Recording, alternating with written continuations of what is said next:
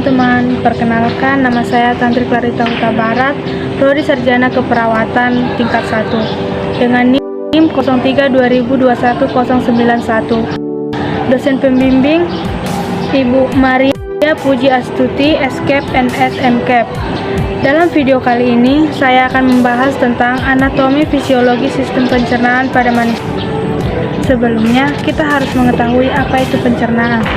Pencernaan adalah sistem organ yang berfungsi untuk menerima makanan yang kemudian dicerna untuk dijadikan sebagai sumber energi dan nutrien, dan proses pengeluaran zat sisa tersebut dari tubuh kita. Organ-organ sistem pencernaan manusia terdiri dari beberapa, yaitu yang pertama, mulut. Mulut merupakan organ pertama dari saluran pencernaan yang meluas dari bibir sampai ke thymus falcium, yaitu perbatasan antara mulut dengan faring. Di dalam mulut terdapat gigi. Nah, tugas gigi ini adalah menghancurkan, membasahi dan melicinkan makanan yang akan kita cerna. Yang kedua, lidah. Lidah berperan dalam proses mekanisme pencernaan di mulut dengan menggerakkan makanan ke segala arah. Yang ketiga, kelenjar ludah. Kelenjar ludah merupakan kelenjar yang menyekresi larutan mukus ke dalam mulut, membasahi dan melumas partikel makanan sebelum ditelan. Setelah dari mulut, makanan kita menuju ke kerongkongan. Kerongkongan adalah saluran seperti tabung sepanjang 20 cm yang menghubungkan antara rongga mulut dengan lambung. Di dalam kerongkongan terdapat gerakan meremas-remas yang dilakukan oleh dinding kerongkongan untuk membuat makanan masuk ke dalam lambung. Setelah dari kerongkongan, makanan akan melewati lambung. Lambung adalah berbentuk seperti kantong dan terletak di dalam rongga perut sebelah kiri atas. Di dalam lambung, makanan mengalami pencernaan secara mekanis dan kimiawi. Pencernaan mekanis dilakukan oleh dinding atau otot lambung yang meremas dan mengaduk makanan. Pencernaan kimiawi dilakukan oleh getah lambung yang dihasilkan oleh kelenjar getah lambung. Getah lambung mengandung enzim pepsin, enzim remin, dan asam klorida. Enzim pepsin berfungsi untuk memecah protein menjadi pepton. Enzim remin berfungsi untuk mengendapkan menjadi kasein. Asam klorida atau HCl berfungsi untuk mengasamkan makanan dan membunuh kuman yang masuk bersama makanan.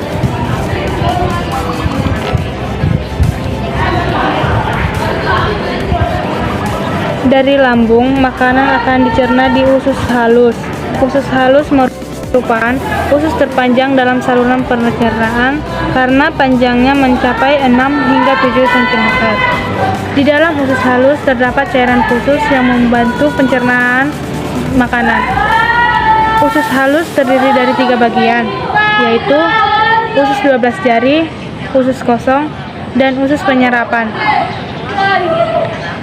Usus 12 jari atau memiliki panjang kira-kira 25 cm. Usus 12 jari mencerna makanan dengan bantuan getah pankreas dan getah empedu. Getah pankreas dihasilkan oleh kelenjar pankreas. Getah pankreas mengandung enzim-enzim aminalase berfungsi untuk mengetahui amilo menjadi sel gula atau glukosa. Enzim tripsin berfungsi untuk mengubah pepton menjadi asam amino. Enzim lipase berfungsi mengubah lemak menjadi asam lemak dan gliserol. Sedangkan getah empedu dihasilkan oleh hati dan disimpan dalam getah empedu. Getah empedu berfungsi untuk mencerna lemak.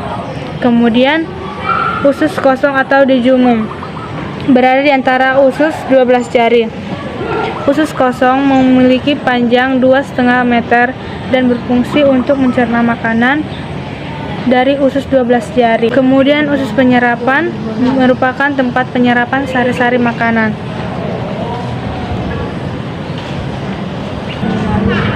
Setelah itu, ke usus besar. Usus besar berfungsi menyerap vitamin, cairan dari sisa-sisa makanan yang telah diserap oleh usus halus. Pada usus besar terdapat bakteri yang berguna untuk tubuh yang bernama E. coli yang berfungsi untuk membantu proses sisa makanan. Proses pembusukan sisa makanan akan menghasilkan feses yang kemudian dikeluarkan melalui anus.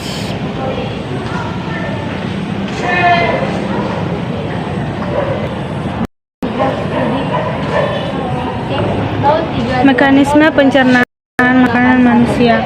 Pertama-tama, makanan masuk dari mulut, dikunyah menjadi halus dan kemudian dibasahi oleh kelenjar ludah. Dan makanan tersebut akan dibawa ke kerongkongan. Di kerongkongan, makanan tersebut akan diremas-remas dan diaduk sebelum dibawa ke lambung. Di dalam lambung, makanan akan dipecah menjadi pepton.